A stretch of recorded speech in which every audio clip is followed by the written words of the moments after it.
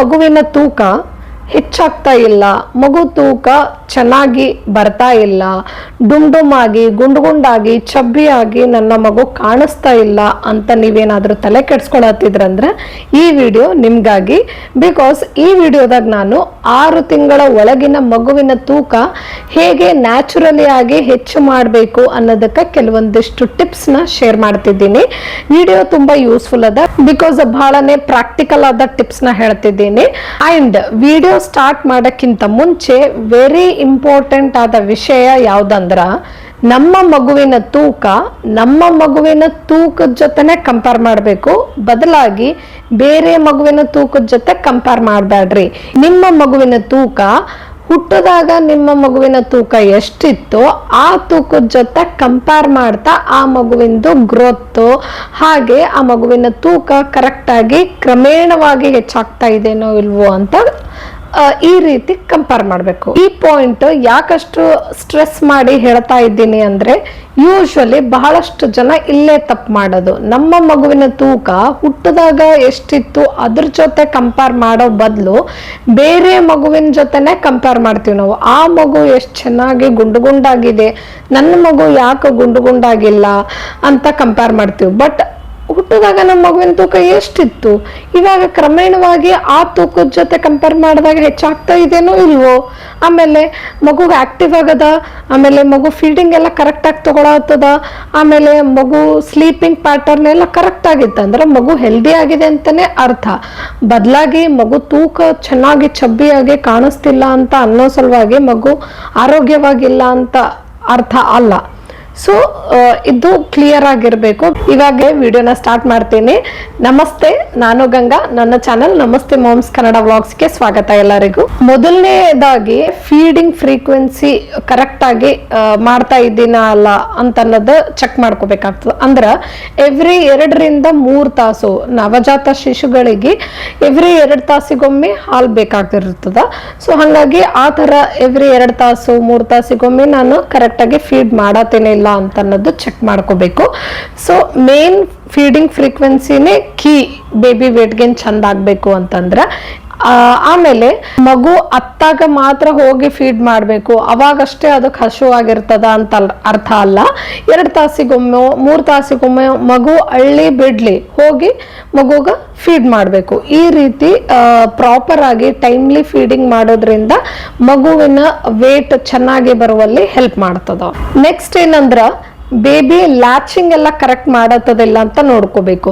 ಎದೆ ಹಾಲು ಕುಡಿಬೇಕಾದ್ರೆ baby proper ಆಗಿ ಕೆಲವೊಂದ್ಸಲ ಲ್ಯಾಚ್ ಮಾಡಿರಂಗಿಲ್ಲ, ಹಂಗಾಗಿ ಅರ್ಧಂಬರ್ಧ ಹಾಲು ಸಿಗ್ತವ. ನಮಗೇನ್ ಅನಿಸ್ಬಿಡ್ತದ, ಎಷ್ಟೊತ್ತಾಯ್ತು ನಾ ಹಾಲು ಕೊಡ್ತಿದ್ದೀನಿ ಅಂತಂದು ಅನಿಸ್ತದ. ಬಟ್ ಮಗುವಿಗೆ ಎಷ್ಟು ಪ್ರಾಪರ್ ಆಗಿ ಹಾಲು ಸಿಗ್ಬೇಕು, ಬಿಕಾಸ್ ಆಫ್ ಇಂಪ್ರಾಪರ್ ಲ್ಯಾಚಿಂಗ್ ಆ ಹಾಲು ಸಿಕ್ಕಿರಲ್ಲ, ಅವಾಗ ಮಗುವಿನ ವೇಟ್ ಗೇನ್ ಕೂಡ ಆಗಲ್ಲ. ಸೊ ಮಗು ಪ್ರಾಪರ್ ಆಗಿ ಲ್ಯಾಚ್ ಮಾಡಿ ಹಾಲು ಕುಡಿತಿದೆ ಇಲ್ಲೋ ಅಂತ ಚೆಕ್ ಮಾಡ್ಬೇಕು. ಈ ಪ್ರಾಪರ್ ಲ್ಯಾಚಿಂಗ್ ಯಾಕೆ ಇಂಪಾರ್ಟೆಂಟ್ ಅಂದ್ರ, ಎದೆ ಹಾಲಲ್ಲಿ 4 ಮಿಲ್ಕ್ ಹೈಂಡ್ ಮಿಲ್ಕ್ ಅಂತ 2 ತರ ಇರುತ್ತೆ. ಈಗ ಫಸ್ಟ್ 4 ಮಿಲ್ಕ್ ಸಿಗೋದು ಮಗುವಿಗೆ ಫಸ್ಟ್ ಲ್ಯಾಚ್ ಮಾಡ್ಕೊಂಡು ಹಾಲು ಕುಡಿಯಕ್ ಸ್ಟಾರ್ಟ್ ಮಾಡಿದಾಗ, ಅದು ಆ ಮಿಲ್ಕ್ ಅಲ್ಲಿ ಜಸ್ಟ್ ಅದಕ್ಕೆ ಹಾಲು ಸಿಗ್ತದಷ್ಟೇ, ಆದ್ರೆ ಅದರಿಂದ ಅದಕ್ಕೆ ವೇಟ್ ಗೇನ್ ಆಗೋಷ್ಟು ನ್ಯೂಟ್ರಿಯೆಂಟ್ ಸಿಕ್ಕಿರಲ್ಲ. ಸೊ ಮೇನ್ ಏನಂದ್ರೆ 4 ಮಿಲ್ಕ್ ಆದ ತಕ್ಷಣ ಹೈಂಡ್ ಮಿಲ್ಕ್ ಬರೋದು. ಆ ಹೈಂಡ್ ಮಿಲ್ಕ್ ಬರೋವರೆಗೂ ನಾವು ಪ್ರಾಪರ್ ಆಗಿ ಮಗುವಿಗೆ ಫೀಡ್ ಮಾಡಬೇಕು. ಸೊ ಸ್ವಲ್ಪ ಟೈಮ್ ಹಿಡಿತದ, ಸ್ವಲ್ಪನೇ ಫೀಡ್ ಮಾಡಿಬಿಟ್ಟು ಸ್ವಿಚ್ ಮಾಡೋದು ಅಥವಾ ಬಿಡಿಸ್ಬಿಡೋದು ಹಾಲು ಕುಡಿಸೋದು, ಹಂಗೆ ಮಾಡಿದಾಗ ಮಗುವಿಗೆ ಬರೀ 4 ಮಿಲ್ಕ್ ಅಷ್ಟೇ ಸಿಕ್ಕಿರ್ತದ, ಬರೀ ಅದ್ರ ಥರ್ಸ್ಟ್ ಅಷ್ಟೇ ಸ್ಯಾಟಿಸ್ಫೈ ಮಾಡಿರ್ತದ. ಅದ್ರ ಬದಲಾಗಿ ಅದಕ್ಕೆ ವೇಟ್ ಗೇನಿಗೆ ಏನ್ ನೆಸಸರಿ ಇರ್ತದ ಆ ನ್ಯೂಟ್ರಿಯೆಂಟ್ ಸಿಕ್ಕಿರಲ್ಲ. ಹೈಂಡ್ ಮಿಲ್ಕ್ ಅಲ್ಲಿ ಫ್ಯಾಟ್ ಚೆನ್ನಾಗಿರ್ತದ, ಅಂದ್ರೆ hind milk rich in fat ಇರೋ ಕಾರಣ ಆ ಮಿಲ್ಕ್ ಆ ಹಾಲು ಸಿಕ್ಕಾಗ ಮಗುದು ತೂಕ ಹೆಚ್ಚಾಗುವಲ್ಲಿ ಬಹಳ ಸಹಾಯ ಮಾಡ್ತದ.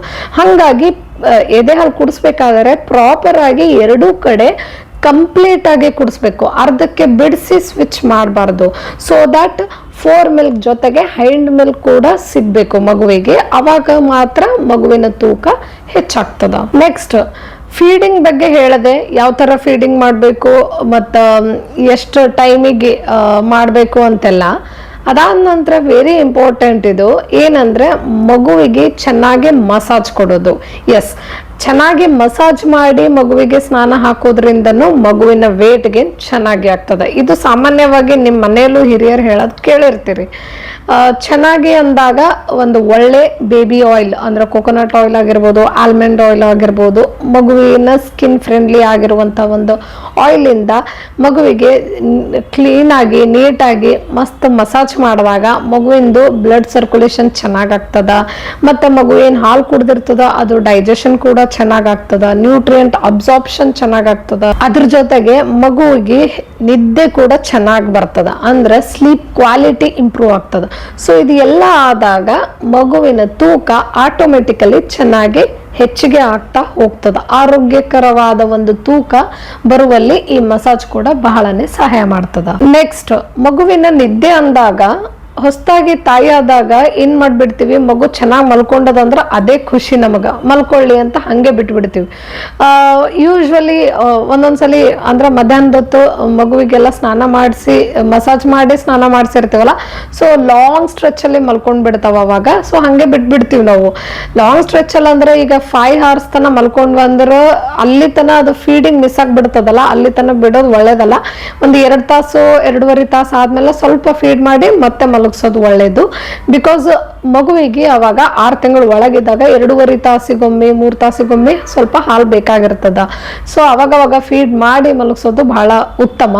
ಮತ್ತೆ ರಾತ್ರಿ ಹೊತ್ತು ಅಷ್ಟೇ, ಮಗು ಹಂಗೆ ಮಲ್ಕೊಂಡಾಗ ಹಂಗೆ ಬಿಟ್ಬಿಡ್ಬಾರ್ದು, ಮಲ್ಕೊಂಡ್ ಬಿಟ್ಟದಂತ. ಮಧ್ಯದಲ್ಲಿ ಎಚ್ಚರ ಆದಾಗ ಅಥವಾ ಒಂದ್ 2-3 ತಾಸು ಗ್ಯಾಪ್ ಆಗಿತ್ತು ಅಂದ್ರೆ ಸ್ವಲ್ಪ ಹಾಲು ಕುಡಿಸಿ ಮತ್ತೆ ಮಲಗಿಸೋದು ಬಹಳನೇ ಒಳ್ಳೇದು. ಇದರಿಂದನೂ ಮಗುವೊಂದು ತೂಕ ಚೆನ್ನಾಗಿ ಬರ್ತದ. ನೆಕ್ಸ್ಟ್, ಇದು ಕೂಡ ಬಹಳ ಮುಖ್ಯವಾದದ್ದು ಏನಂದ್ರೆ ತಾಯಿ ಆದವಳ ಡಯಟ್ ಹೇಗಿರುತ್ತೆ ಅನ್ನೋದು.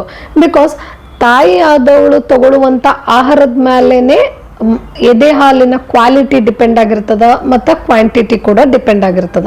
ಸೊ ಮಗುವಿಗೆ ಚೆನ್ನಾಗಿರೋ ಕ್ವಾಲಿಟಿ ಮಿಲ್ಕ್ ಮತ್ತು ಕ್ವಾಂಟಿಟಿ, ಮಗುವಿಗೆ ಸಾಕಾಗಷ್ಟು ಹಾಲು ಸಿಗಬೇಕು, ಪೂರೈಕೆ ಆಗ್ಬೇಕಂದ್ರೆ ಆ ತಾಯಿ ಆದವಳು ಆರೋಗ್ಯಕರವಾದ ಒಂದು ಡಯಟ್ನ ಫಾಲೋ ಮಾಡಬೇಕು. ಅದ್ರ ಜೊತೆಗೆ ಎದೆ ಹಾಲು ಹೆಚ್ಚಿಗೆ ಆಗುವಂತಹ ಏನು ಫುಡ್ ಐಟಮ್ಸ್ ಇರ್ತಾವ ಅವೆಲ್ಲನೂ ಸರಿಯಾಗಿ ಇನ್ಕ್ಲೂಡ್ ಮಾಡ್ಕೋಬೇಕು ಅವಳ ಡಯಟ್ ಆಗಲಿ. ಎದೆ ಹಾಲು ಚೆನ್ನಾಗಿ ಬರಕ ಯಾವೆಲ್ಲ ಫುಡ್ ಐಟಮ್ಸ್ ಹೆಲ್ಪ್ ಮಾಡ್ತಾವ ಅಂತ ಅನ್ನೋದಕ್ಕೆ ಸೆಪ್ರೇಟ್ ವಿಡಿಯೋ ಮಾಡಿ ಹೇಳಿದ್ದೀನಿ. ಆ ವಿಡಿಯೋ ನೋಡ್ರಿ, ಅದರ ಲಿಂಕ್ ಕೆಳಗೆ ಡಿಸ್ಕ್ರಿಪ್ಷನ್ ಬಾಕ್ಸ್ನಾಗ ಕೊಟ್ಟಿರ್ತೀನಿ. ಹಾಲು, ತುಪ್ಪ, ಆಮೇಲೆ ಹಸಿರು ಸೊಪ್ಪಿನ ತರಕಾರಿಗಳು, ಆಮೇಲೆ ಮೊರಿಂಗಾ ಅಂದ್ರೆ ನುಗ್ಗೆ ಸೊಪ್ಪು, ಅದು ಕೂಡ ಎದೆ ಹಾಲು ಚೆನ್ನಾಗಿ ಬರಕ್ ಹೆಲ್ಪ್ ಮಾಡ್ತದ, ಅದು ಇನ್ಕ್ಲೂಡ್ ಮಾಡ್ಕೊರಿ. ಪ್ರೋಟೀನ್ ರಿಚ್ ಆಗಿರುವಂತಹ ಒಂದು ಬೇಳೆಕಾಳುಗಳು ಇನ್ಕ್ಲೂಡ್ ಮಾಡ್ಕೊರಿ ಡಯಟ್ನಾಗ.